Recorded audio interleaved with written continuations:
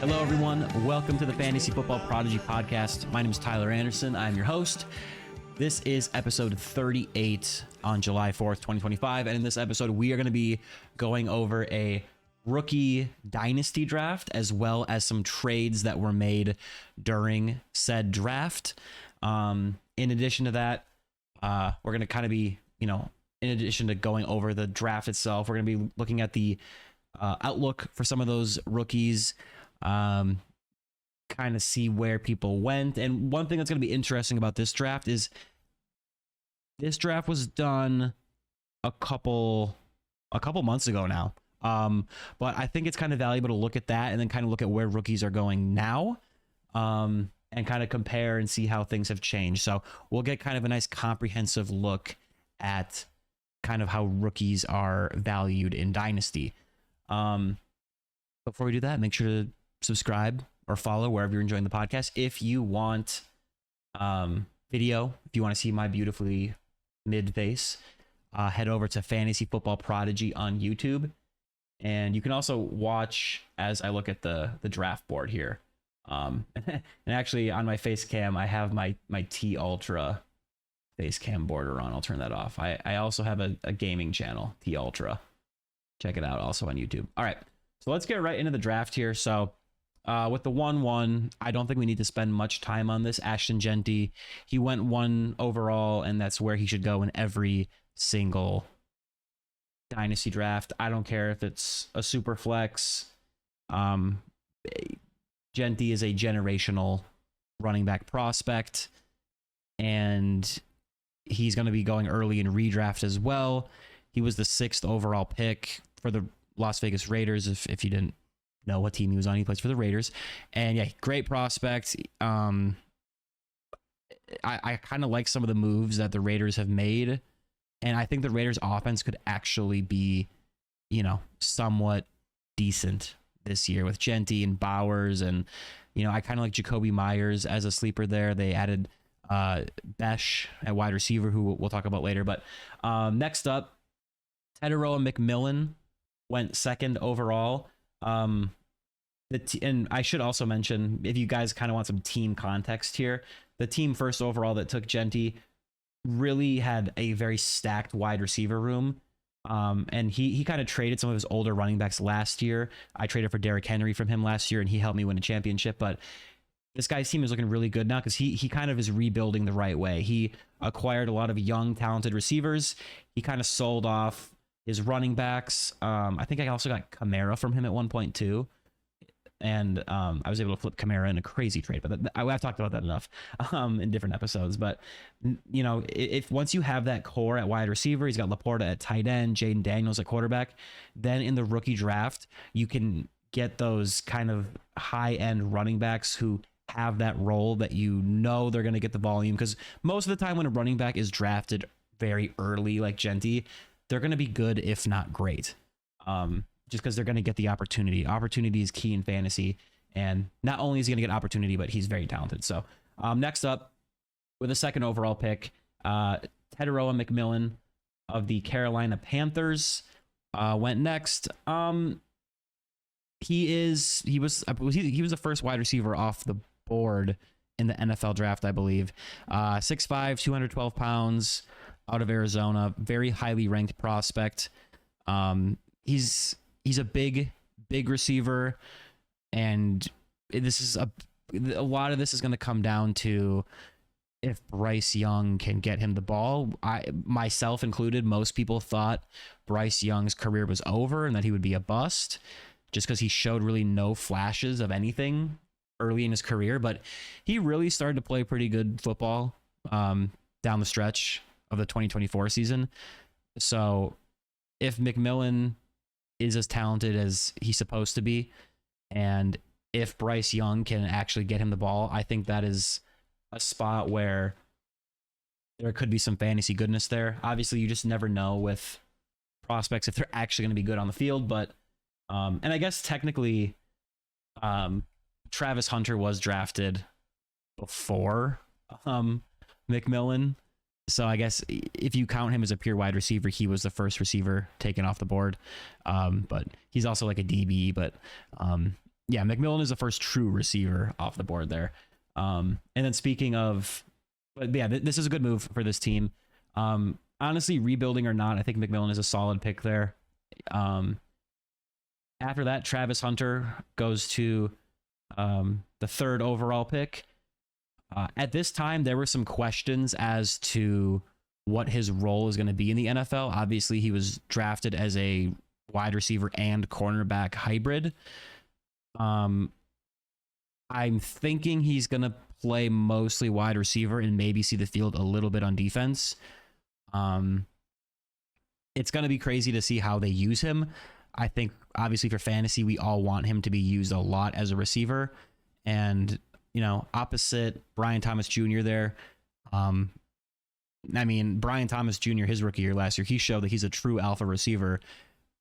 If Travis Hunter is up to that level at wide receiver, I mean, that's a tall task, but third overall pick, if he's that good, that offense is going to be tough to guard if Lawrence can step up and give them the ball. But I think there's a good chance he isn't the one there. Obviously, he was a college superstar, but when you have a receiver that's already flashed as much as Brian Thomas Jr. has in the NFL, it's hard to say that Travis Hunter is going to come in and surpass him as like the alpha. Maybe it's a 1A, 1B situation, but as long as he is used as a mostly true wide receiver and they design plays to get the ball in his hands, I think he'll be solid. Next pick off the board, Omarion Hampton at running back. And that first team was a contender. Then the following three teams from 2 to 4 are kind of rebuilding teams. So it's always good to grab like a nice young stud receiver when you're rebuilding and kind of sell off your running backs. That's sort of my strategy. Not that I'm ever rebuilding, but just because the running back lifespan is so short and they lose their value so fast. So those two teams were able to get, nice receivers there. Even though the team at 1-4 is kind of a rebuilding team, they went with Omarion Hampton of the Chargers. And honestly, I don't blame them. Did I say the team for Travis Hunter, by the way? Jacksonville Jaguars. I think most people know that. But Omarion Hampton at running back was the 4th overall pick. I think in a vacuum, I would take Hampton probably 2nd overall, especially in like a non-PPR league. Full PPR, Dynasty, obviously receivers have that long shelf life. So if you want to go McMillan or Hunter over Hampton, I don't blame you. But I think the chances of Hampton failing in the NFL are pretty slim. He's a very good prospect, and now he got drafted to the Chargers, who, with Harbaugh, they want to run the ball and play defense. Obviously, Herbert is a stud quarterback, but I think, the dream of the Chargers offense and their coaching staff is to run the ball. Hampton was drafted 22nd overall.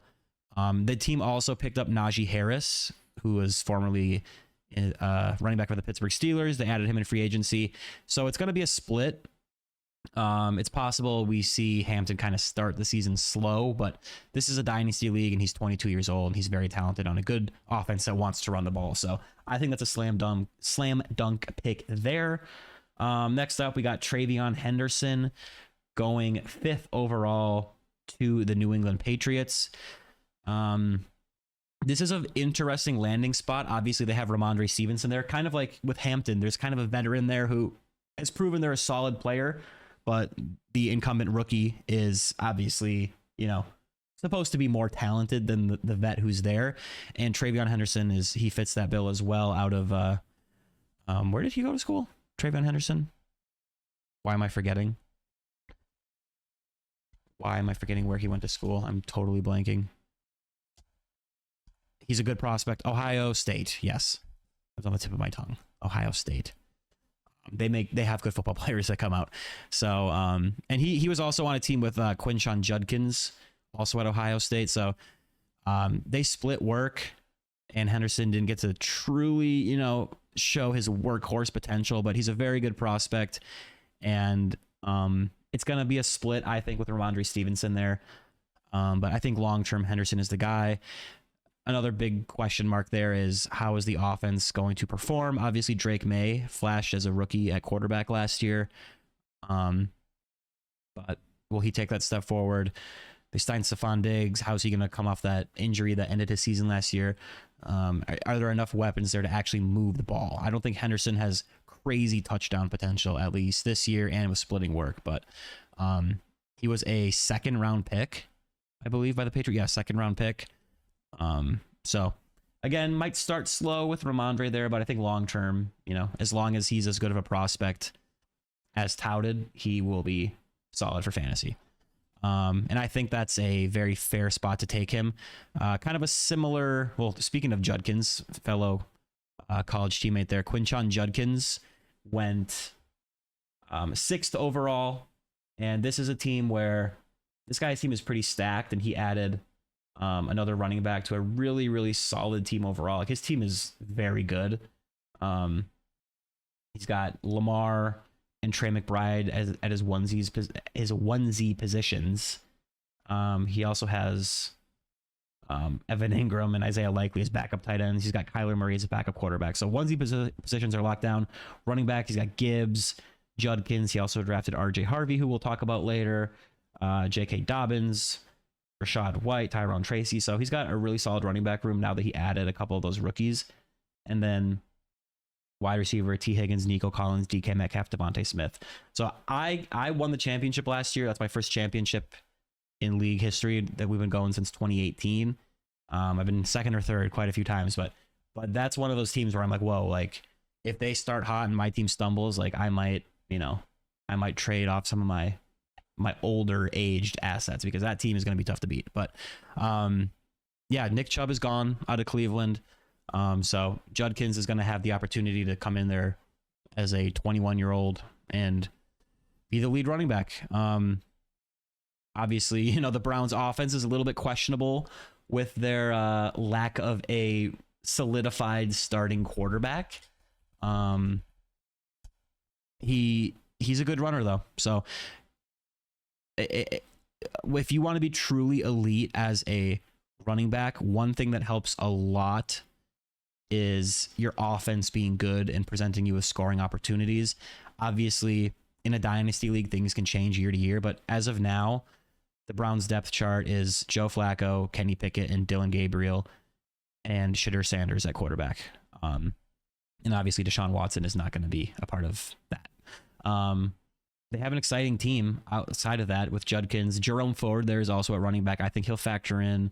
They also drafted Dylan Sampson, who's a good pass-catching running back. So Judkins might be used as a true runner on a mid to bad offense, depending on the quarterback play.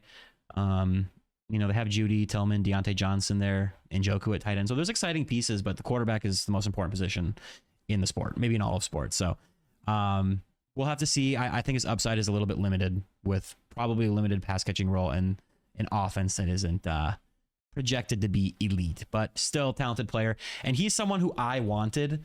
I was really targeting at the time Quinshon Judkins. He was kind of the end of a tier for me, where I was like, he's someone who I think could really step in and be an immediate contributor to my team.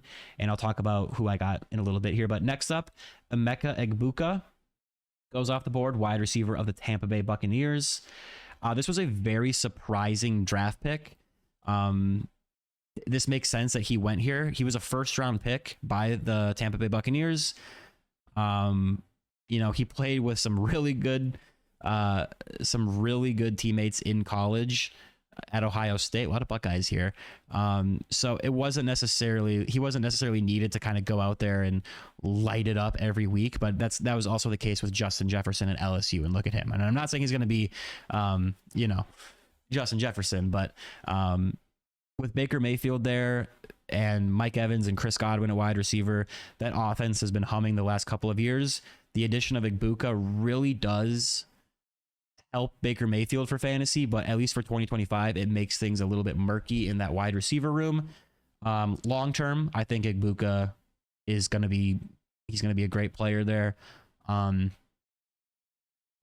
It's Baker Mayfield could pumpkin at any point and become and regress to kind of the more of a bust version of Baker Mayfield that we saw. But I really don't think, I truly do think Baker Mayfield has leveled up, and he is just a really good quarterback. And a lot of a quarterback's success is the situation around you. And, Baker didn't always have the best situation around him. I think in this Buccaneers offense with weapons, I think Baker is good enough to be a positive at the quarterback position and be a guy that can actually supply fantasy production to multiple receivers.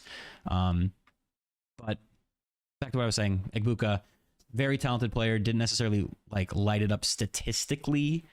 I can pull up his college stats here. In college, just because there were a lot of guys around him. Not to say he had a bad, last year, 2024, 81 receptions, 1,000 yards in 16 games, 1,011 yards, 10 touchdowns. Great year. I'm not saying that's bad production, but it's not like he went out there and was psychotic. The year before, 515 yards and 4 touchdowns in 10 games. Year before that, 74 and 1,150 and 10 touchdowns in only 13 games. But yeah, he's talented. For 2025, though, it's a little murky. They also have Jalen McMillan, who flashed last year at wide receiver. I think his splash onto the scene might be a little overstated because of his touchdown production. Jalen McMillan, that is. A lot of people look at fantasy points and they're like, oh, McMillan is scoring, double-digit points every single week. He must be a stud. Well, he had 8 touchdowns on 37 catches. That is not going to keep up. That's going to regress. It's very hard for teams to score touchdowns at a crazy rate and hard for players to keep up that type of production. But he stepped in admirably. I'm not trying to take anything away from McMillan, but his dynasty stock is shot. And Chris Godwin, he was coming off that injury a couple years ago, had a really down year, but then last year, Chris Godwin started the season on a tear. He was the number 2 overall receiver or something, about halfway through the year up until that Ravens primetime game. I can't remember what week it was, but it was a very good chunk of the season. And then he suffered that season-ending injury. And Mike Evans is now another year older. Godwin's another year older. Mike Evans is 31. He'll be 32 in August. Age comes for everyone. So I don't know who this is an indictment on, the drafting of Egbuka. We'll have to see. If it's truly a 3-headed rotation at wide receiver, it's going to be hard for 3 receivers to eat in this offense. If it's just, Godwin and Evans and Egbuka takes a back seat, kind of like JSN did in Seattle a couple years ago before he really flashed and had a breakout year, then okay, well, Egbuka's not going to be great his rookie year. If one of those veterans takes a step back and Egbuka kind of, takes that role over, then you're going to be glad you drafted him in 2025. But long term, I like Egbuka as a fantasy dynasty asset. There are just question marks for this year. Next up, first tight end off the board here, Tyler Warren of the Indianapolis Colts. And this team, they had George Kittle. I traded for George Kittle, and we'll talk about that in a little bit. They have Jonnu Smith, who at the time was on the Dolphins. Now he got traded to the Steelers. That definitely hurts his dynasty and just overall fantasy stock. So he lost Kittle to me. He still has Jonnu, but he took a hit most likely. He has Travis Kelce, who's one of the greatest tight ends of all time. But last year he really slowed down, and he's another year older. And now he has Tyler Warren of the Indianapolis Colts. So it's really a crapshoot between him and Colson Loveland. Loveland on the Bears, people are very excited for him and Ben Johnson in that Chicago Bears offense. But I really, if you're, you can be a solid tight end, not as the number 1, but if you want to be a true difference making tight end, you pretty much have to be the number 1 target on your team for the most part, or at least a 1B, like Travis Kelce when he was the guy, Gronk, Trey McBride last year. I know Marvin Harrison Jr. was there, but McBride was really the one in that offense in terms of targets and usage. And Brock Bowers, same thing. He had a historically great rookie year because he was the guy, and he's also just a freak prospect. But the Bears have DJ Moore, Rome Odunze. They drafted Luther Burden at wide receiver. Cole Kmet is still there at tight end. It's gonna be tough for him to be like this league winning tight end as a rookie, especially because rookie tight ends often don't come in and do that. It's changed a little bit recently. We've seen some rookie tight ends come in and really go insane for fantasy, but I think you need to temper expectations at least for this year and kind of like look down the line. Like if he ever has a shot to be, the 1 or even the 2 in that offense, if the Ben Johnson Detroit Lions success carries over to Chicago, then yeah, that'll be great. But and for the Colts here, though, Tyler Warren here, we're talking about Tyler Warren, kind of a similar situation where, Michael Pittman's there, Josh Downs is there at wide receiver, and then you have Tyler Warren. If Tyler Warren is like, this insanely great prospect, I mean, it wouldn't shock me to be like, oh, he is kind of like the guy in that offense. Like, I don't know if he's going to do that as a rookie, but he was drafted to be like this, phenomenal player. The other problem there is, the quarterback situation with Anthony Richardson, Daniel Jones. Can either of those guys play good football and get the ball to their receivers? I think Daniel Jones would be better for fantasy, for his weapons, from that perspective. But Colston Loveland for the Bears was drafted before Tyler Warren. Loveland went 10th overall out of Michigan to the Bears. And then where did Tyler Warren went 14th overall out of Penn State? So very close. Both have great draft capital, but we've seen plenty of early drafted tight ends not pan out for fantasy. So yeah, it's going to come down to like where he is on the depth chart there and the quarterback play. I could definitely see his rookie year not being like super electric, but I do think that's not like a bad pick. Like he's a very talented player. So next up, my turn. So I basically had no picks for the next few years heading into this draft because I really like went all in last year and I did win the championship. So I'm glad I did it. No regrets, but I did make a trade to trade back into the first round and I traded for the 9th pick. So I guess we can start to look at some of these trades here. It's going to be kind of hard to really quantify. And if you really want a full picture of it, you can head over to my YouTube, Fantasy Football Prodigy. And you can kind of look at what I'm looking at here. But so I traded James Cook away and I got James Conner and the 1-9 in the 2025 rookie draft for our league. So I'm very high on selling James Cook. He over his career has never been a touchdown guy. And let me actually pull this up here. I think the most touchdowns he had, let's see. So last year was his 3rd year in the league. So in 2022, he had 2 rushing touchdowns. And where's the receiving touchdowns? Why am I not seeing this? And 1 receiving touchdown. So 3 total touchdowns. The next year, 2023, 2 rushing touchdowns, 4 receiving touchdowns. So 6 total. And, his rookie year, he only had 89 attempts, 32 targets. But the next year, he really stepped up and was the guy. He had 237 carries, 1,100 yards. Like he was their lead back. Granted, it was still a bit of a committee. Was that the Latavius Murray year when Latavius Murray? I can't remember. Let me pull. I gotta know. Latavius Murray. Remember him? He's 35 now. Holy moly. Okay, I just gotta know. Was it 2023?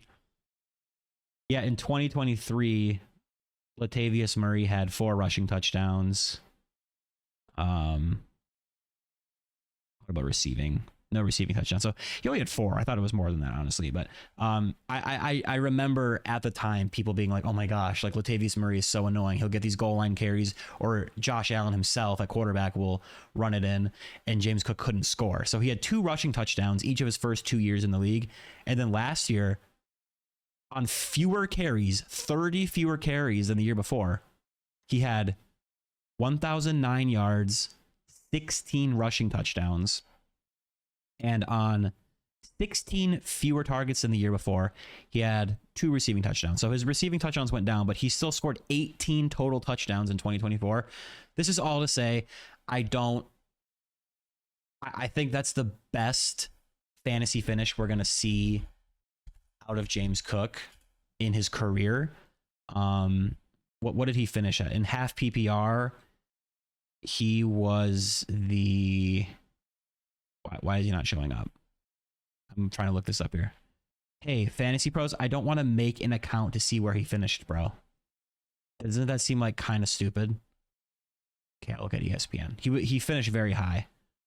Let's see. Bro, why is this so hard to find? Fantasy data, can you help me? 2024 regular season. Let's go half PPR. And then let's... Oh my God, I'm getting another ad. Running back, half PPR, apply filter. Okay. Now where is Cook? He was a running back 8. So he finished as a running back 8 with 18 touchdowns. And he played 16 games. So it's kind of a weird thing. It's like that might have been his like greatest outlier performance with all those touchdowns that you can imagine, but he still only finished as a running back 8. Not that that's bad, but it's like if you're scoring 18 touchdowns, you should be like higher. You know what I mean? And you know, there's the whole contract situation where like I feel like the team doesn't want to give him the money to be the guy. I don't think they want to... They don't want to pay him like a workhorse running back because really that's not how they use him.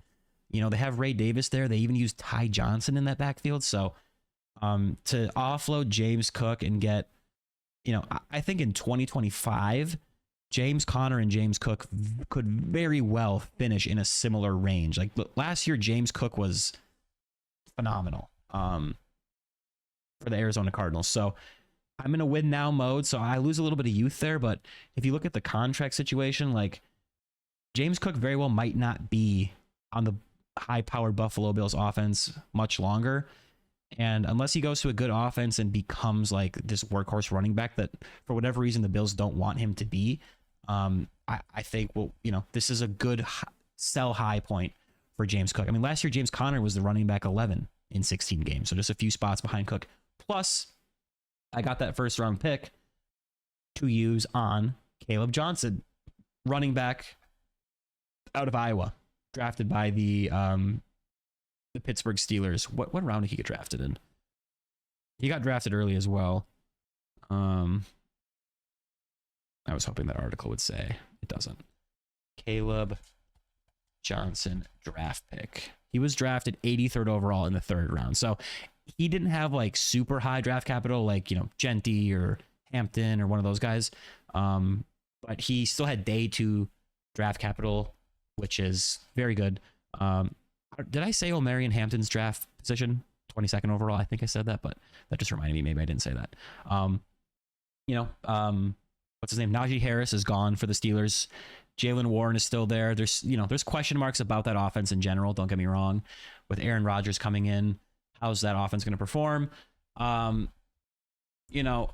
Obviously Aaron Rodgers is past his prime, but I think the hate and like the criticism is a little overstated. Rodgers was able to get the ball to his guys last year, like to Garrett Wilson before Adams got there, and then to Devontae Adams after the fact. So that I think Metcalf is a bit of a value in drafts, and I think the offense could be better than people are giving it credit for. But regardless, it's going to be a split with Caleb Johnson and Tyler Warren, and a lot of people are very mixed on Caleb Johnson as a prospect. Some people really like his tape. Some people don't. From what I've gathered, he's sort of like this kind of patient runner. And once he gets going, he can really make big plays down the field. He had 1,537 yards and 21 touchdowns in 2024 on the ground. So, I mean, he's a good runner. And without Najee Harris there, that definitely opens up opportunity. And, there's a reason they let Najee Harris go. Najee Harris did not sign for much money. They easily could have brought him back, and they decided to go with the rookie Caleb Johnson instead. So at that point, I took him. I was trying to kind of get in position to draft Judkins, but, kind of looking back, I mean, Judkins versus Caleb Johnson. I mean, who would you want? I don't know. I could see either one being the, you know, the better of the two. And actually, let's take a look at. I'll use Fantasy Pros here. We'll go to half PPR, and then let's look at where these guys are ranked on Fantasy Pros here. So, not that that's everything, but Caleb Johnson is ranked running back 28, and Judkins is 27, one spot ahead. So they're neck and neck there.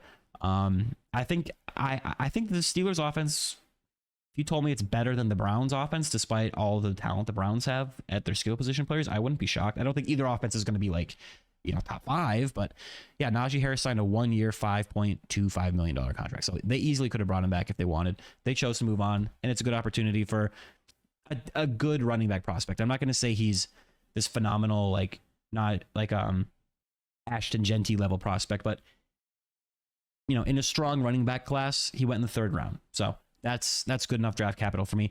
And as a matter of fact, I almost forgot to make this point here. The Steelers, they didn't, if I remember correctly, they didn't have many picks. They had a 1st round pick, and their next pick was in the 3rd round. So they only had a single day 2 pick, day 2 being the 2nd and 3rd round.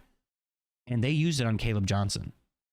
They went defensive tackle, Derek Harmon, 21st overall. And then they went Caleb Johnson with their next pick in the 3rd round, 19th overall of the 3rd round. So I'm just saying like that, you know, 3rd round is the 3rd round, but when you only have a 1st and 3rd, to me, that speaks even more volumes about how the team thinks of him. So, and this was kind of a controversial pick, I think, because I took Caleb Johnson ahead of RJ Harvey. I don't know if most people would do that. I guess from my perspective, it gave me kind of flashbacks to the whole Jonathan Taylor, Clyde Edwards-Helaire predicament from years past. And ironically, that year I had the 1st and 2nd pick in that draft. And I was able to get both of them. I still have Jonathan Taylor, and obviously Clyde Edwards-Helaire has been a bust. But it's, you know, obviously the Denver Broncos aren't the Chiefs of then, but Harvey really wasn't touted as this like phenomenal prospect. And you know, he gets drafted by Sean Payton and the Denver Broncos, and you know, a lot of people are very excited about that situation because Sean Payton historically has had very good running back production with the way he uses them in the passing game and all that. And on Fantasy Pros, he's ranked as the running back 24, which is above Judkins at 27 and Johnson at 28. But again, this is just redraft for 2025. That doesn't mean really anything. Also, this is before the team brought in J.K. Dobbins in free agency. That makes a situation for Harvey a little bit murkier. Dobbins flashed at times last year after dealing with many injuries over many years. But he's clearly not like, there were reasons to be skeptical of Dobbins, you know, being like this elite running back moving forward, despite him making some good plays. I mean, again, there's a reason the Chargers just let him walk. I mean, what was his contract? His was really small, if I remember. 1 year, worth up to 5.25. And there's incentives with that. I don't know what the base of that is. Looks like I'm on Spo Track, and this is really hard to understand. If you want to see it on YouTube, there it is. So it's a 1 year, $2.745 million contract, $895,000 signing bonus, and then there's incentives in there as well that could make it a little over 5. But the point is, he didn't sign for a lot of money. The Chargers didn't bring him back. Yeah, Harvey he's already 24 years old also. Like, and I know that might not seem old, but to be 24 coming into the league as a running back, for me to want to draft you in the 1st round, you have to be a very good prospect. And I'm not going to sit here and act like I've been, you know, watching college football film on all these players, but the consensus was that, you know, he's not this insane prospect, but the Broncos drafted him in the 2nd round. So you have to give him the attention. Their opportunities, everything. People are kind of going goo goo gaga over the, you know, the potential in the Sean Payton system. But I mean, last year we saw, you know, bad to mid running backs not do anything in the Sean Payton system. And I'm not saying Harvey's a bad player, but I mean, he's 5'9", 208. I don't know if he's going to go in there and be this like this workhorse running back. And I don't know. The Broncos offense, you know, flashed at times last year, and with Bo Nix, he looked solid. And, you know, I love Bo Nix, but I just don't know. I'm skeptical of it. He's going to have a role that he's going to have an opportunity, but it's hard for me to be like, okay, he's 24 years old. He's not this elite prospect. No one expected him to go in the second round, but he got drafted by Sean Payton, so he's automatically a first round rookie pick. Like, I don't know. To me, I just don't buy it. Like, he could, in that system, be great. He very well could. I'm not saying, like, don't take a shot on him, but especially now that Dobbins is there, it's going to be a split most likely. So that's the first round. This is a 10-team league, half PPR, by the way. I probably should have said that a long time ago, but this is half PPR. I just assume that that's kind of the standard now. That's what most people pretty much use. Next up, Cam Ward goes in the second round to a rebuilding team. If I was him, I mean, looking at this team, he has Caleb Williams, he has Bryce Young, and he randomly has Russell Wilson. Like, I don't think he really needed to take Cam Ward there. I don't know. With Colson Loveland, Matthew Golden, Jaden Higgins, Trey Harris, Luther Burden, Jack Besh on the board, like, I think I would rather fill one of those holes, because his team is just, he sold everyone. He got rid of everyone on his team. And it's like, okay, you have Caleb Williams. That is like, that's who you drafted last year to kind of like build on. Like, I know he didn't come out and have a great rookie year, and frankly, it's almost a bit worrying how he looked his rookie year. But I don't know. I think he's setting himself back there, going quarterback with the first pick of the second round in a single quarterback league. In a two quarterback, Cam Ward's a first round pick. But Colson Loveland goes next at the 2-2 to a team that was rebuilding, but you know, they have the pieces there to be good. So he already has Laporta, but I don't blame him for going Loveland. Because, you know, Laporta had that great year on touchdowns. It's a great offense, but last year he was a huge bust. He'll probably be the number 3 in that offense behind Amon-Ra, St. Brown, and Jameson Williams. So I get it. And, you know, I get the excitement for Colson Loveland. I think that's a very fair spot to take him. And honestly, you know, if you wanted to take him as high up as the 1-8, I don't blame you. I would go, you know, I think I might just be higher on Caleb Johnson than most people, but I would go Caleb Johnson unless I really, really needed a tight end and I was rebuilding. But a lot of times those tight end situations just don't work out. Next up, Matthew Golden at wide receiver goes to another team that's rebuilding here. So I mean, I like the archetype here of, okay, you're going young receiver. You know, you shouldn't, you need, that's what you need.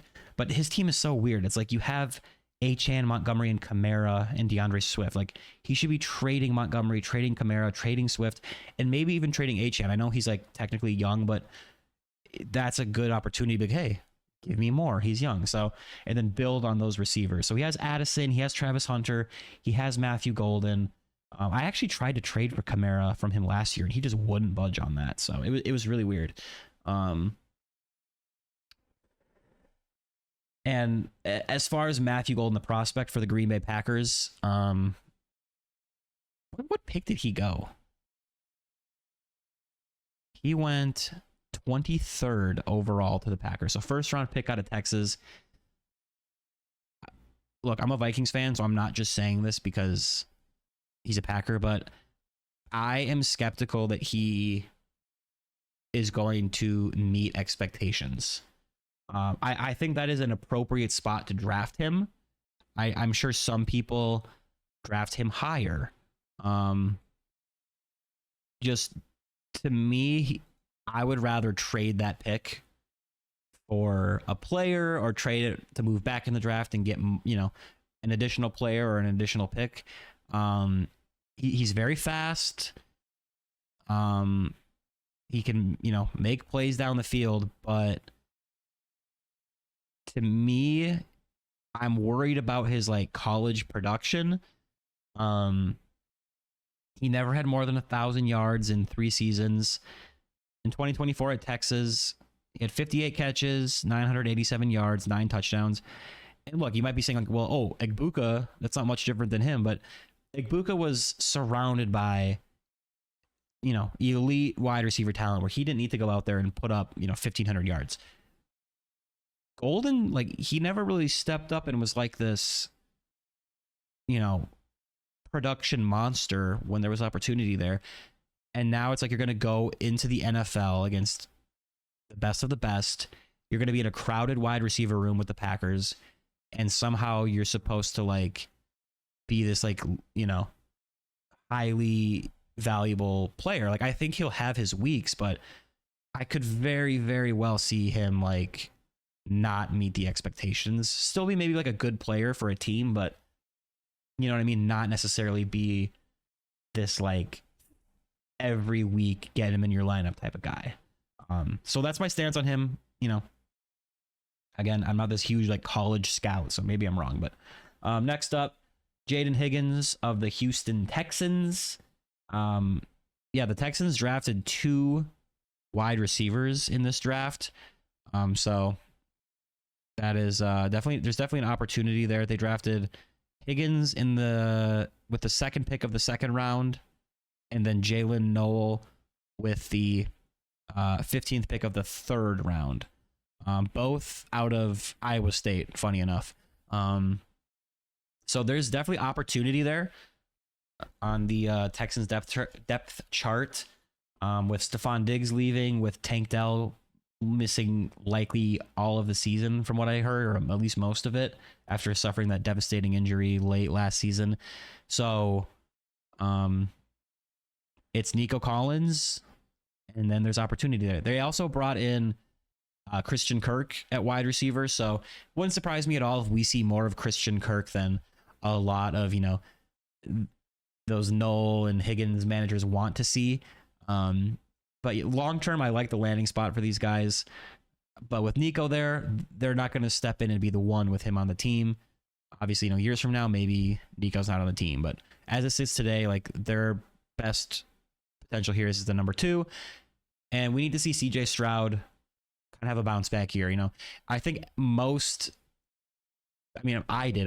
I didn't understand this like overhyping of CJ Stroud after that rookie year. I'm not saying he had a bad rookie year. He had a really great rookie year. He did. But people were like, oh my God, he's the next like Tom Brady. It's like, okay, let's slow down here. And he came out and he disappointed heavily. But I think he's a good quarterback, and I think he'll get the ball to his weapons. And with Nico there, both Higgins and Noel will have, an opportunity to play, and get the ball.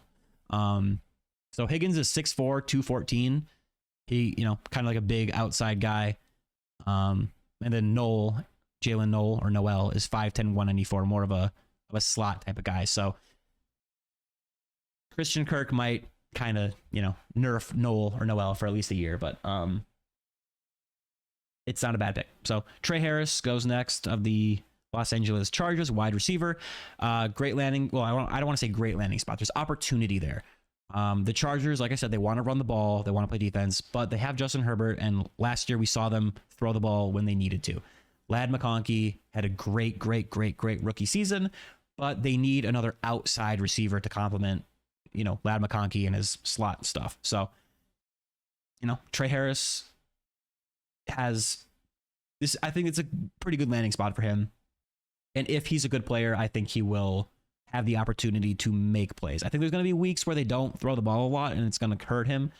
But he's got an opportunity there. So I think that's a fair spot to take him. And he was taken in the second round out of Ole Miss, 6'2", 205.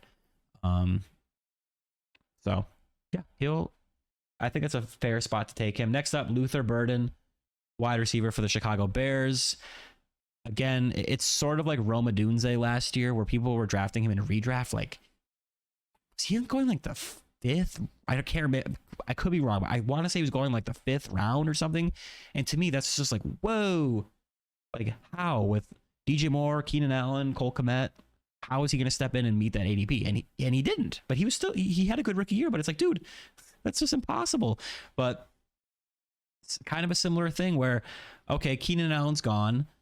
And now they bring in Luther Burden. So the depth chart there is very crowded. You know, Keenan Allen leaves. So, here, let me pull this up here. Why? Wait, what? I'm trying to pull up depth charts to like look at stuff, and it's showing me defense. I don't care about defense. I only care about offense. No. Okay, whatever. I know their depth chart. So Keenan Allen's gone. Rome Odunze has an opportunity to step up as the 2 or the 1B with DJ Moore. So to me, Luther Burden comes in there, second round pick. Okay, maybe you love the prospect, but how is he going to come in as a rookie and he's going to overtake DJ Moore and Rome Odunze and Colston Loveland, who they drafted in the first round at tight end? Or, yeah, 7th overall? Yeah, or 10th overall? Like, I don't know. I think even if Caleb Williams came out and had the best rookie season ever, I would still be like, 3 or 4 people can't all produce for fantasy. Like, unless someone gets hurt, someone's going to have to miss out. And I don't think it's DJ Moore. And I don't think it's Rome Odunze. So 2025, I'm skeptical that Burden is going to be good for fantasy without injury. Maybe he might have good games from time to time, but I'm not saying he's a bad prospect, but I think 2025 will be slow. But looking down the road, if DJ Moore is gone and it's Burden and Odunze, and Caleb Williams can step up and be the prospect that he was, supposed to be, then, sure. But I think for this year, it's going to be tough. It's going to be tough for all of those guys to eat. And if they're all being utilized, it's going to be such a headache to know who to use. Also, DeAndre Swift is a great, great value right now. And I'm not a fan of DeAndre Swift, but it's getting ridiculous. You got to take him where he's going. Next up, Jack Besh, wide receiver for the Las Vegas Raiders. He's a good prospect. I mean, he's got a huge opportunity here for the Raiders. Devontae Adams is gone, so he could come in and honestly be the one. He was taken in the second round. 6'1", 214 out of TCU. His competition, I mean, Brock Bowers is the one on that team. Don't get it twisted. But in the receiving room, like, his main competition is what, Jacoby Myers? Am I forgetting someone here? I think, and I love Jacoby Myers as a value because I think he's always like kind of underrated. But yeah, depth chart right now is Jacoby Myers, Trey Tucker, Deontay Thornton, who is also where I picked up Thornton off of waivers recently, and then Jack Besh could easily surpass those guys. So talented prospects.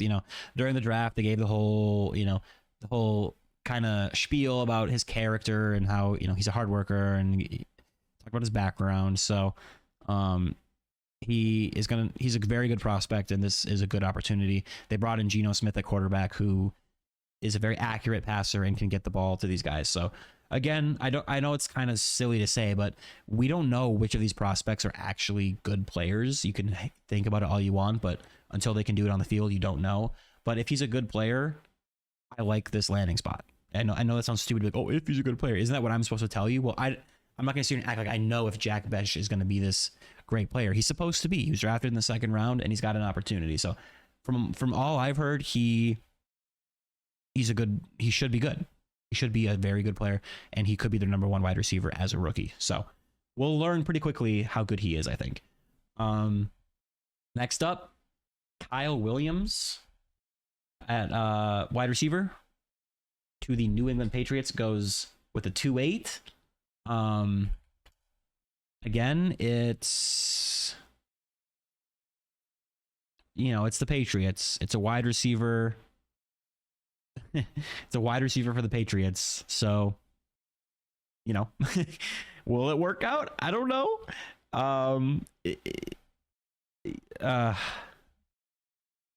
There's reasons to be excited about him.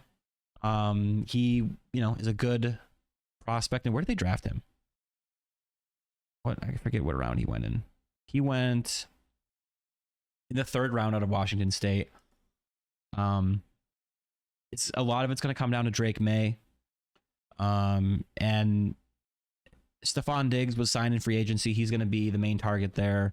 Obviously, he's coming off the injury, so he might be slow to come back, but he has an opportunity to come in and be the 2 or even the 1 if Diggs isn't the same. So he's got an opportunity.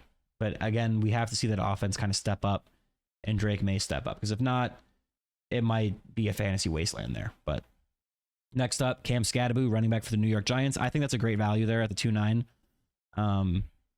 I was trying to trade up to get Cam Scatterbu because I don't know. I think he's almost like too much of a meme at this point where people don't like respect his game as much as they should.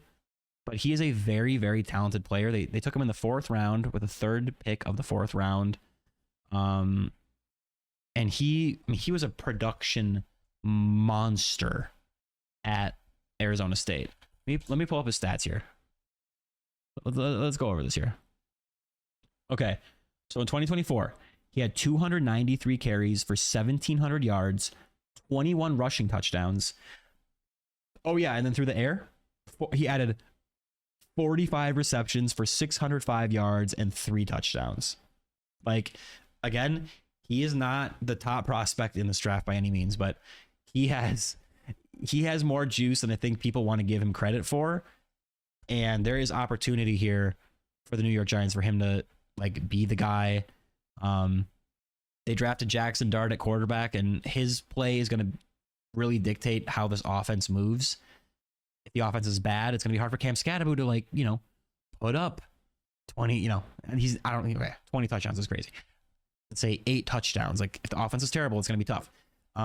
But if you look at the Giants depth chart here, it's really Tyrone Tracy at running back, and then Devin Singletary is still there. Singletary didn't impress anyone last year.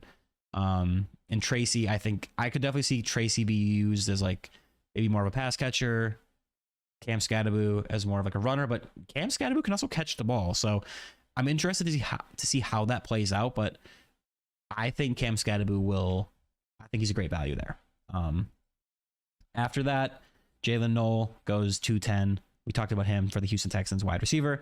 And then I'm not going to spend too much time on these 3rd and 4th round picks here, but Bashal Tutin, running back for the Jacksonville Jaguars, goes with the first pick of the 3rd round. It's a decent flyer, but I think one thing to take away from all this is that why am I forgetting his name? Oh my gosh. Travis Etienne. I think Travis Etienne is a bit of a value potentially. I know he had a terrible year last year. The year before that, he was like one of the best running backs in all of fantasy. Tank Bigsby is also still there. So Tutin has, he has an opportunity because, the running game wasn't great last year, and he could be their best running back. Don't get me wrong, but he's drafted in the 4th round, 2nd pick of the 4th round. So decent draft capital, not like great, kind of similar to Cam Scatterbu, where if they were drafted earlier, you'd be even more excited.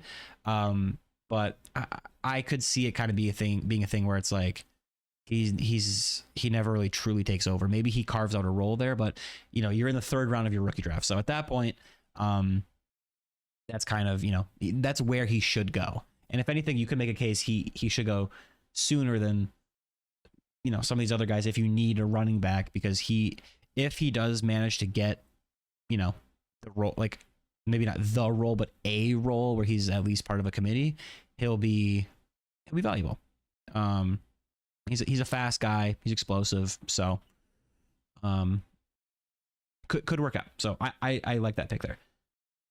Next up, Alik Ayamanor, wide receiver for the Tennessee Titans. I think, this was a little bit of a reach in my opinion. Again, you're at this point of the draft, so you kind of just want to take your guy, especially like when you don't know how many, like, it's not like a redraft league where it's like, oh, I have a pick coming up. Like, Although this guy did have a pick coming up in the 4th round where he probably would have been gone, but to me that's a bit of a reach. But if you look at the Titans depth chart, it's Calvin Ridley, Tyler Lockett, and then Traylon Burks is still there, Van Jefferson is there, and then they brought in these rookies, Chimera Dike and Alik Ayamanor. So one of those rookies could totally step up, and I mean, they could even be the 2. Tyler Lockett isn't the same player that he once was.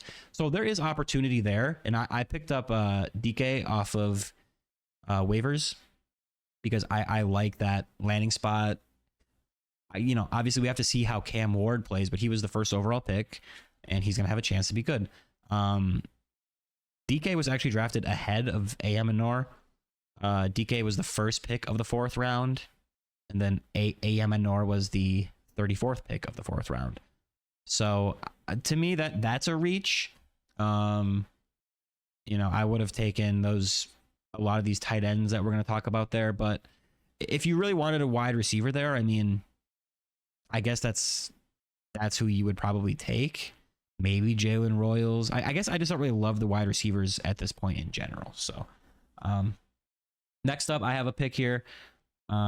I drafted Mason Taylor, tight end of the New York Jets, and I probably should be going back and forth with these trades, but I mean, some of these trades, it's kind of hard to look at the draft board and be like, oh, I remember 2 months ago when this other guy traded this pick, let's go there. But basically, here's some of the trades that were made. Montgomery was traded away for Tony Pollard and 2 fourths in the 2025 draft. So I'd rather have Montgomery, but I think they're pretty similar. I think they're like almost the exact same age. And if you want those extra 4th round picks, go for it. Both of these teams are bad. So I guess if I'm rebuilding, I'd rather have Pollard in the 4ths, and then I would trade Pollard for more picks. I don't know. I made that James Cook for Connor in a 1st. This was a big trade. Breece Hall and a 1st got traded for T. Higgins in a 1st. I can't remember what pick was where. It looks like, who was it? It was Beast Mode is back and Flash Gordon's out. So Flash Gordon ended up with the earlier pick. So Flash Gordon basically moved up and got Breece Hall. They traded away T. Higgins in a 1st. So that's an interesting trade. And then here, I mean, okay, I'm kind of getting off track here, but this trade is also, this was made either shortly before or during the draft, but I traded, this is actually a very huge talking point, so just get ready. This isn't like a passing thing. I traded away Derrick Henry, who I traded for last year. I traded like a 2nd round pick and Oshivas, I think it was, for Derrick Henry. It was something like that. So I traded away Derrick Henry, running back of the Ravens. It was phenomenal. Basically won my league last year. Even with McCaffrey and Tyreek Hill either injured or not playing well, I still won the championship, mostly because of Henry. So I traded Derrick Henry, Chris Godwin, and then Tyler Higbee. So Derrick Henry and Chris Godwin for George Kittle, Brian Robinson, Austin Eckler on the same team there, and then Trey Benson. So Derrick Henry in 2025 is the best player in this deal. Don't get me wrong. If he stays healthy, I think he's a lock, especially because he got that new contract extension. So the team is committed to him, so he's going to get the work.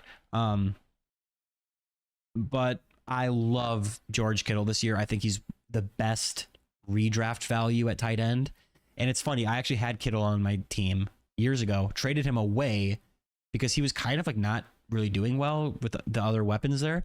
I traded him and a 1st away for Kyle Pitts. And last year, the biggest hole on my team was tight end. So I'm like, I'm filling that role. George Kittle, come back. And then to me, Brian Robinson is a very good value on what's supposed to be a very good Washington Commanders offense. No, he's not Derrick Henry by any means, but I think he can fill a role where it's like, okay, I lost Derrick Henry, but I'm not completely devoid of talent at running back, and I still have other good running backs. So I filled that tight end role while also still getting a really, really, really solid running back. And I got his handcuff with Austin Eckler, and I also picked up McNichols. Just, it's a dynasty league. I threw him on the end of my bench. McNichols saw a run there, and if Eckler or Robinson goes down, I truly think McNichols will have value. And I also traded for Trey Benson, who it might seem like a throw-in, but last year, He was a second or even first round rookie pick. And remember, I also traded for James Conner. So, okay, I took a little risk there trading for James Conner, who's getting older now in his upper 20s. And funny enough, James Conner was also on my team years ago when I traded him away because I'm like, he doesn't have much left back when he was with Pittsburgh, and he's been nothing but great since then, of course, because I traded him away.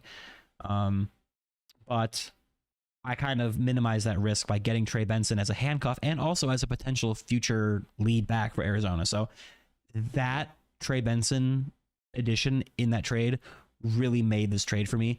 And yes, I hate to lose Derrick Henry and I hate to lose Chris Godwin, but remember, this is after the Igbuka trade. So Chris Godwin's future with the injuries, with Igbuka being drafted, I think Godwin could very well be a value where he's going in 2025 redraft leagues. But how old is he now? He's 29. And I think there's a good chance we see Igbuka.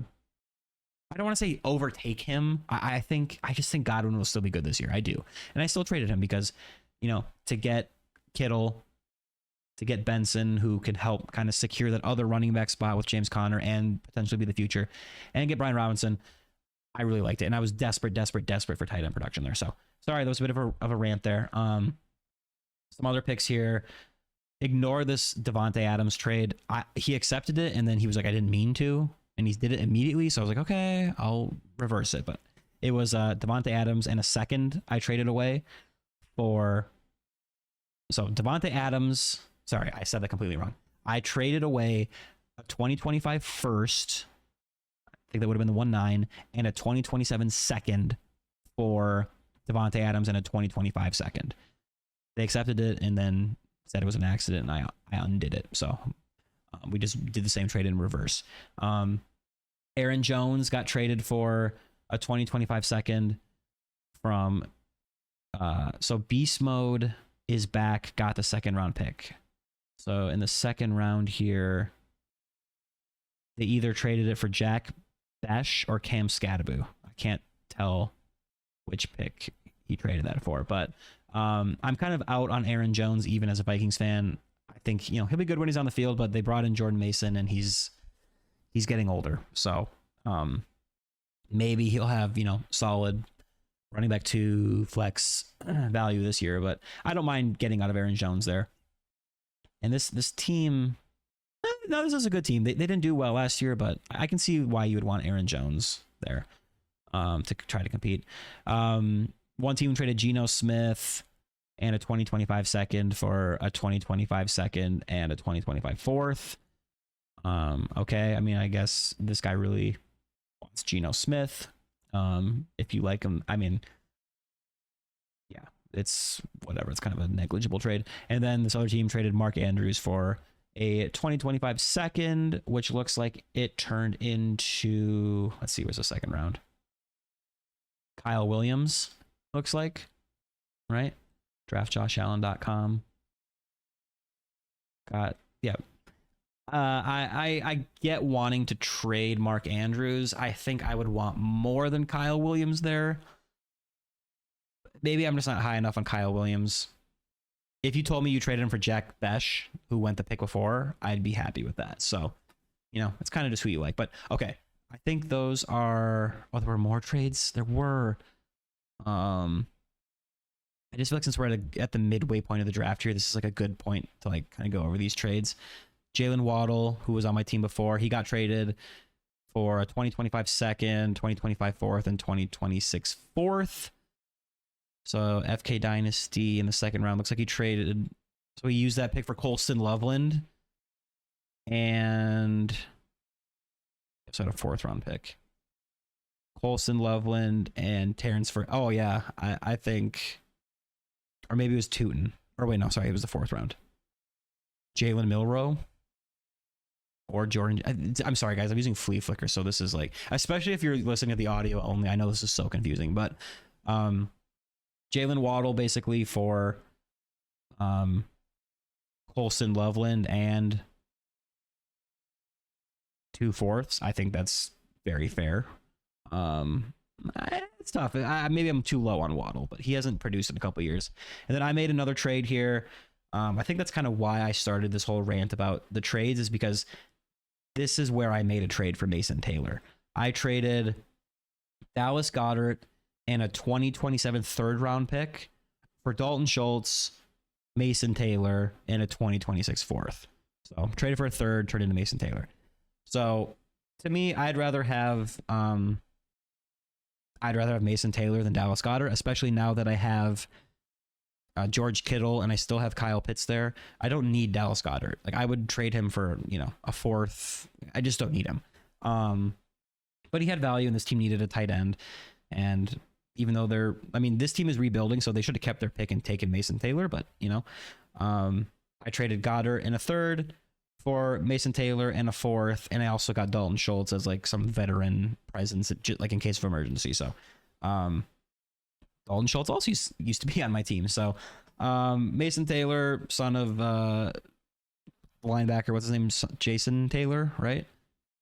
What's that guy's name? Jason Taylor. Yes. From my understanding, Mason Taylor isn't this like guy who's going to go out there and catch the ball and like just break all these tackles like George Kittle style and get to the end zone, but he will get open and catch the ball. He's like a possession type of guy. That's what I've ascertained from everything I've heard about the guy. And they took him in the second round out of LSU, 10th pick of the second round. And yeah, he had, wait a minute. Let me look up his stats here. Mason Taylor stats. He had, I thought they were saying he had 100 and 1,000 last year. I'm like, no, that's not true. Yeah, he had 55 for 546 and 2 at LSU. And in college, a lot of times tight ends aren't necessarily like used unless you're super prolific and you're on LSU. There's other weapons there. But good tight end prospect, 6'5", 251. And he might be the number 2 option on the depth chart. It's Garrett Wilson and then a bunch of nobodies. So he could be the number 2 there. And in the third round, I love that value. I don't need him, so he'll have time to kind of marinate there, develop. But I think he'll be valuable this year. Next up, Jackson Dart, quarterback of the New York Giants. I think this is a fair point for him to go. He was drafted in the first round, 25th pick overall, and the Giants have weapons. So, some people are really high on Dart as a prospect. Some people are not. You just never know with quarterbacks. So I'm not going to sit here and tell you, oh, I think he's going to be great. I think odds are he probably won't be, just because it's very hard for quarterbacks to work out. But this is a good spot to take him. Next up, Elijah Arroyo, tight end of the Seattle Seahawks, goes with the 3-5. I was really debating Taylor versus Arroyo, and I went Mason Taylor. Arroyo has probably more upside. He was taken in the second round, 18th pick of the second round out of Miami. But he's dealt with a lot of injuries. But he goes to Seattle where, Cooper Kupp is there. JSN is there. So at best, he'll be like the third option his rookie year. And I know, this is a dynasty league. So long term, you want to, look at that as well. But Noah Fant is also there at tight end. So, it was a very tough decision. I went Mason Taylor, but Arroyo was right there. Another nice tight end prospect, Harold Fannin, goes next with the 3-6. Cleveland Browns tight end. He was taken with a third pick of the third round. His stats were actually crazy. If you want to talk about stats at college tight end. In 2024 at Bowling Green, he had 117 catches, 1,555 yards, and 10 touchdowns in 13 games. Yes, you heard me right. 117, 1,510 touchdowns. So, obviously, a lot of skill position players in Cleveland, like we talked about. David Njoku is kind of the guy there at tight end right now, but long term, especially if they solve that quarterback problem, he could turn into something special. Like, you don't put up those type of numbers and not get excited, you know? So, I mean, there's a reason he went in the third round. He wasn't like a Brock Bowers type of prospect despite those numbers, but looking beyond 2025, I think that's when you really get excited, especially if Njoku is gone and he has that tight end role to himself. Another tight end off the board here, Gunnar Helm of the Tennessee Titans. So, yeah, this was another pick where at the time I was like, I think that might have another reach on the Tennessee Titans there. Again, there's opportunity for the Titans, I guess, but this guy was drafted in the 4th round out of Texas. I guess if you're really into him, you could do that. Isn't what's his name? Chigakonkwo? He's still there, and I like him as a tight end prospect myself. So I probably would have drafted Harris Ferguson, who went next over him, of the LA Rams. Ferguson was another guy who I was considering with that 3-3 that I used on Mason Taylor. So there's a lot of like interesting tight end prospects here, but Terrence Ferguson out of Oregon gets a great opportunity with the Rams. You know, obviously Tyler Higbee is still there, but I think his days are about numbered. And Ferguson with that Sean McVay offense has potential. And I'm reading here, he had the fastest 40 time out of all the tight ends at the combine. Just had a lot of good combine measurables in general. He's a good pass catching tight end. Yeah, Tyler Higbee's 32 now. Is that what I'm seeing? Yeah, he's 32. So could very well be the starting tight end this year, and if not this year, probably next year. 2nd round pick. He has a draft capital, good offense, and that was actually their first pick in the draft. They didn't have a 1st round pick, so that speaks volumes about what they think of him. And Stafford is there now, but he's getting old. I don't know how many more years Matthew Stafford is going to play, and then at that point, you might have questions about the quarterback. But with a 3-8, I think that's a very, very good selection there. Next up, Devin Neal, running back of the New Orleans Saints. Obviously, Alvin Kamara is still there, and they still have, oh my God, what's his name? The guy who's always hyped but never plays, Kendre Miller.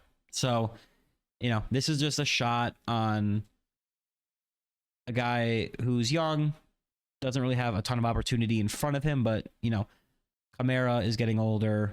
Kendre Miller can never stay healthy. And this guy was taken in the 6th round, so out of Kansas. So, you know, you don't expect it to turn into anything crazy, but there is a path with the age and the injuries of Kamara and Miller, respectively. But not super excited about that pick. I would have taken, honestly, Jaden Blue of the Dallas Cowboys. That is a much more murky running back situation in Dallas, and that's going to be a better offense in 2025. Right now, Javonte Williams and Miles Sanders are there. And they also have Deuce Vaughn, who is never just going to like be the guy there. But I mean, Javonte Williams looks like a shell of his former self. I mean, he was once this like just really promising prospect, and then he had that injury. He just hasn't been the same, even in the, you know, just the god tier Sean Payton offense. He couldn't really do much. And Miles Sanders, you know, he had his days in Philly where he'd have games and he had a good year, but you know, he was on the Panthers, and you know, when he was healthy, he didn't really do much for them, and there's a reason he's been kind of, you know, passed around lately. So to me, I would have gone Jaden Blue. He has better draft capital in the 5th round out of Texas. Not that, you know, either one is like overly promising. You know, Jaden Blue's a little undersized, but I think it's more likely we see Jaden Blue on the field without injury than we see Neal without injury, if that makes sense. But, you know, neither guy is like, oh yeah, sweet. But yeah, I'd go Jaden Blue there. And then in the 4th round, we got Jalen Milroe, quarterback of the Seattle Seahawks. I actually love this pick as a sleeper. Um, really high upside, very like prolific runner at quarterback. He was taken in the third round out of Alabama, so not, you know, not a great prospect. He's not the best passer. Um, but I mean, Anthony Richardson, who's, kind of similar. Where, Richardson is, from my understanding, he went high because of his athleticism. I mean, they're both good runners, but Richardson like has kind of elite athleticism. So that's kind of why he was super hyped up. But Milroe, I mean, he's kind of a similar prototype where not the best passer, but a prolific runner. And, obviously the Seahawks just signed Sam Darnold, and I'm a Vikings fan, so I'm a Sam Darnold guy. Don't get me wrong, but Darnold has had one good year, and it was in this great offense with a great coach and the best receiver in the game. Shout out Justin Jefferson, and they had Addison, they had Hawkinson, and it's like, as soon as we saw that offensive line crumble, Sam Darnold pumpkin, and there's a reason we let him walk. Obviously, we also had JJ McCarthy on the team, so that makes it easier to let him go. But if you told me that Sam Darnold isn't the answer long term in Seattle, I wouldn't be like, oh, you're kidding, So Jalen Milroe very well might see starts at some point in the next, 2-3 years. And if you just want to store him on your taxi squad, I think that's the perfect type of guy to put there and just hope he gets an opportunity. Because in fantasy, running quarterbacks kind of rule everything. So, if he sees starts, he's going to be a crazy value, like absolutely insane value. Let's see here. I'm just trying to look something up here. And yeah, so last year, the Seattle Seahawks, I mean, again, take this for what you will, but this little article on Pro Football Network ranked the offensive lines from last year. Seattle ranked 31st. They drafted a guard in the first round here, looks like. And, obviously those things can change, but Sam Darnold does not do well with bad offensive line play. So if he gets rattled, I could see them making a change even sooner. Next up, another quarterback, Tyler Show, goes next. New Orleans Saints quarterback, taken in the second round. Kind of a surprise. I guess at that point we were all like, when is Shedeur Sanders going to go? But he was taken in the second round here. Tyler Show, that is, out of Louisville.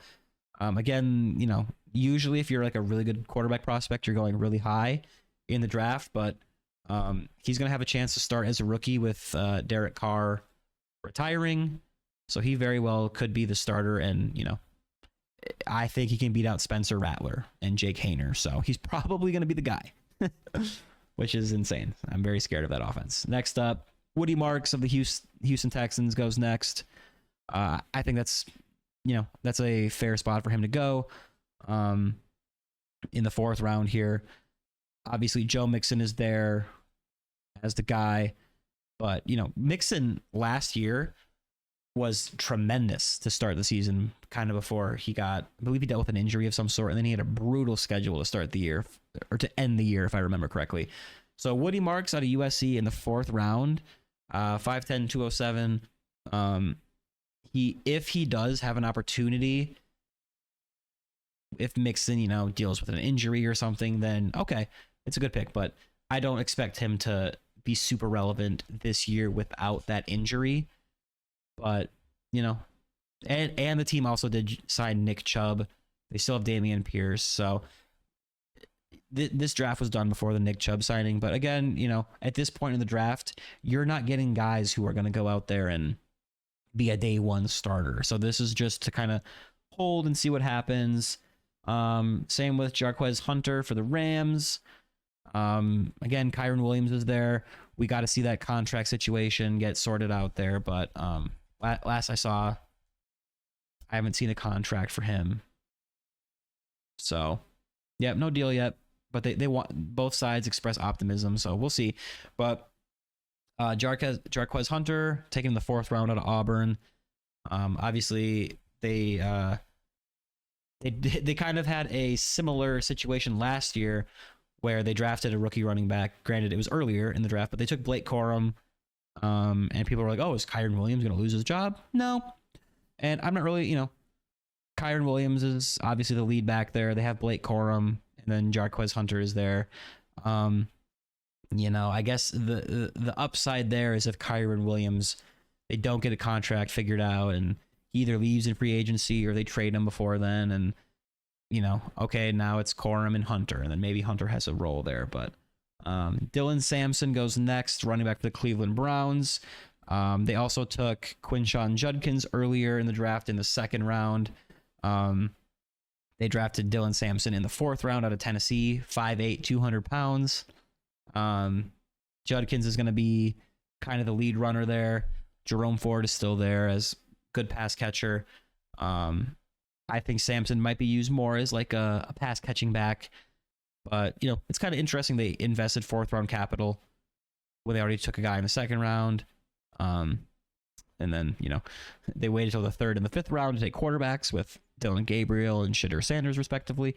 But anyways, Pat Bryant, wide receiver of the Denver Broncos, goes next with the 4-6. Pat Bryant was drafted in the third round out of Illinois.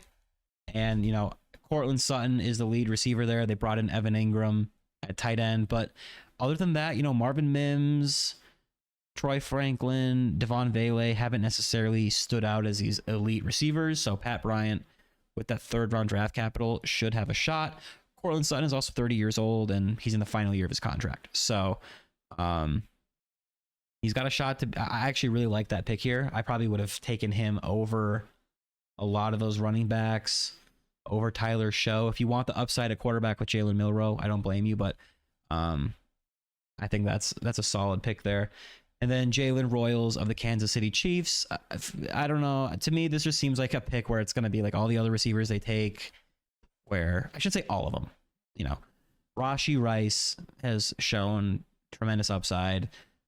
Xavier Worthy made some plays. So I shouldn't say that, but Jalen Royals taken in the fourth round out of Utah State.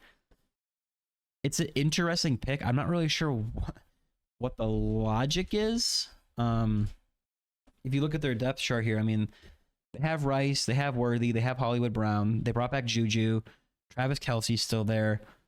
So the fourth round, I'm not sure why they're taking Jalen Royals at wide receiver. It seems like, that's not what they need, but, they must have really liked him as a prospect. So it's a very crowded depth chart right now. Obviously in Dynasty, things change years from now, but looking at it now, it seems like it's going to be tough for him to make an impact early. But again, we're in the fourth round of a rookie Dynasty draft. Next up, Trevor Etienne out of Georgia. Panthers drafted him in the fourth round. I think Chuba Hubbard, I forgot his name for a sec. Chuba Hubbard is a very underrated NFL running back and fantasy running back, and he's going to be the guy there. They brought in Rico Dowdle in free agency, who had a really good year in Dallas last year. So it's going to be tough for him to get work without an injury. So that's ETN.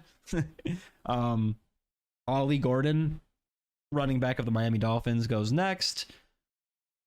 They drafted him in the sixth round, so not good draft capital there. That's always tough. Out of Oklahoma State. Yeah, I mean, that is a tough depth chart to crack. So they have Devon Achane there, Jalen Wright, Alexander Madison, and Ollie Gordon. So, Jalen Wright didn't really show much last year. Madison is, he could pass him on the depth chart for sure, but Achane is the guy there. And, honestly, out of a lot of these guys, Gordon, he could potentially, carve out a role if he comes in and is like, he shows he's a decent player. I want to say at one point he was like kind of a more highly touted prospect. Yeah, 2 years ago in 2023, Oklahoma State He had 285 carries for 1,732 yards and 21 touchdowns, 39 receptions, 330 yards, and a receiving touchdown. I was going to say, yeah, there was a point in time where he was kind of like, oh, this guy might be something. And then last year, after that great year, 190 carries for 880 yards and 13 touchdowns, 179 receiving yards on 29 receptions, 1 receiving touchdown. And obviously the 6th round draft capital tells you all you need to know about what the league thinks of him. But, you know, Achane doesn't profile as a guy who's going to be like the main back by himself. If, you know, he's a little bit undersized, obviously he will if he's needed to. But I think if they can spell him and, you know, put someone else in there, I think they would want to do that. So, you know, at least Gordon has a depth chart that he can carve out a role, it seems like, and he was once a higher rated prospect than this. So, you know, obviously teams don't look at him super valuable right now, but, you know, teams are wrong all the time. So, and then the last pick of our draft is Jordan James, running back of the San Francisco 49ers. He went in the 5th round out of Oregon. I have McCaffrey, I have Garendo, so I'm hoping Jordan James just does nothing. But, you know, the 49ers, they take these running backs and out of nowhere they do stuff, so it's worth a shot. Yeah, that was our whole draft there. We'll go over kind of the rest of these trades here. I mean, this trade is a 2026 second and third and a 2027 fourth for a 2025 second and third. Like, we don't need to go over that. Christian Kirk, wide receiver of the Texans, went for a 2025 third for the Bone Squad. So the Bone Squad looks like they took Gunnar Helm. I mean, this team is just never going to get better, dude. Like, okay, you're rebuilding. You get rid of Christian Kirk, who is 28 years old. He's kind of like a slot PPR guy. He's not going to change your team. And it's you get Gunnar. Okay. And then the other big trade here, Jaden Reed and a 2025 third for Luther Burden and a 2025 fourth. And FK Dynasty with that third. I hate it because it's hard for me to see what pick is what. It just says, you know what I mean? Video people, you know what I mean. He either got Tootin or Terrace Ferguson out of that. So I'd probably like the Reed side with the 3rd round pick. I know Jaden Reed was very disappointing last year, and they just brought in another receiver, but I don't know. Luther Burden, I don't know. We'll see what happens with him, but and yeah, here's my squad now, chat. Jalen Hurts, Jonathan. Well, let's go position by position. So quarterback is Jalen Hurts, Stafford, Trevor Lawrence, and Michael Penix. Wait a minute. No one drafted Ty Felton? Really? So I picked him up in free agency. That's interesting. I'm from Minnesota, so we're all Vikings fans. So that's interesting. No one reached on him. Running back, I still have McCaffrey, Jonathan Taylor, even though I traded away James Cook and Derrick Henry, and I was able to recoup James Conner and Brian Robinson. So Jonathan Taylor, Christian McCaffrey, James Conner, Brian Robinson. I have Garendo, Austin Eckler, and Trey Benson as handcuffs to those guys. And I also have Caleb Johnson. Actually, I have all my running backs handcuffed because I also have DJ Giddens. So Giddens for the Colts, who I picked up in free agency after the draft, rookie running back. Trey Benson for the Cardinals for James Conner. McNichols and Eckler for Brian Robinson. And then Garendo for McCaffrey. And also have Caleb Johnson. Just hopefully he lights it up, you know? And I still have Justice Hill, who, you know, if Derrick Henry were to go down, maybe Justice Hill will be more valuable. And then at wide receiver, we got Drake London, Mike Evans, Tyreek Hill. That's another reason why I was okay making that big trade for Kittle, was because Chris Godwin, I have Mike Evans. So it's like, okay, they just drafted a 1st round receiver, and I'll have both of their old guys. Like, maybe I need to get out not have both of them. Who am I going to start? Do I start both of them? So I got rid of Godwin. I still have Mike Evans. So receivers are Drake London, Mike Evans, Tyreek Hill, Jawan Jennings, who I think is a great value in redraft right now, and you can get him for cheap in Dynasty probably. Cortland Sutton, and then after that, it's like Adam Thielen, DeAndre Hopkins, Mike Williams, Jonathan Mingo, Jameer Adike, Deontay Thornton. And then tight end, George Kittle, Kyle Pitts, Dalton Schultz, Greg Dulcich, and I just picked up Darren Waller, who came out of retirement. And he got traded to the Miami Dolphins, who now have a vacancy there with Jonnu Smith leaving. So, Waller was his career was kind of fizzling out. He's 32, but, he's worth a shot in a dynasty league. And I also have Mason Taylor, Theo Johnson there. So, oh yeah, I also have Rasheen Ali. So another like handcuff Baltimore Ravens situation. I think if Derrick Henry went down, it'd probably be a committee, but I got a couple of those pieces there. So, and yeah, I didn't really touch on the George Kittle bit a ton when I talked about the trade. I just kind of said I love him this year, but I do love him.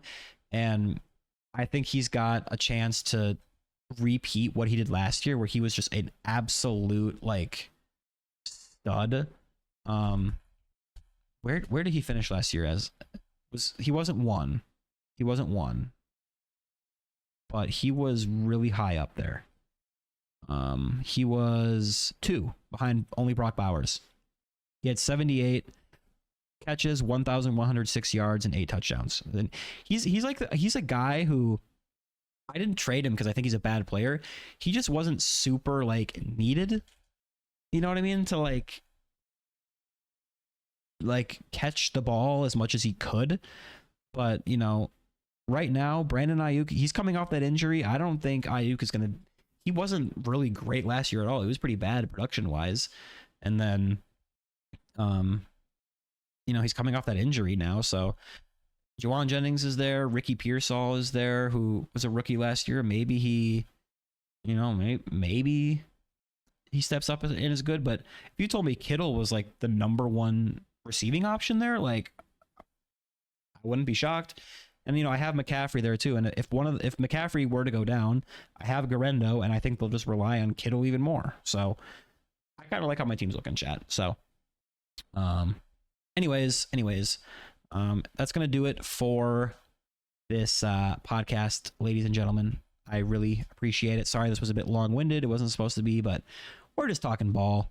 We're just talking ball over here. So that's what we do here at the Fantasy Football Prodigy podcast. Oh, and I also forgot to mention Deebo Samuel is gone. That's a huge, like, Kittle should soak up, some of those targets. They'll need him even more. But anyways, goodbye, everyone. Thank you for watching. I appreciate it. Make sure to follow or subscribe wherever you're enjoying the podcast.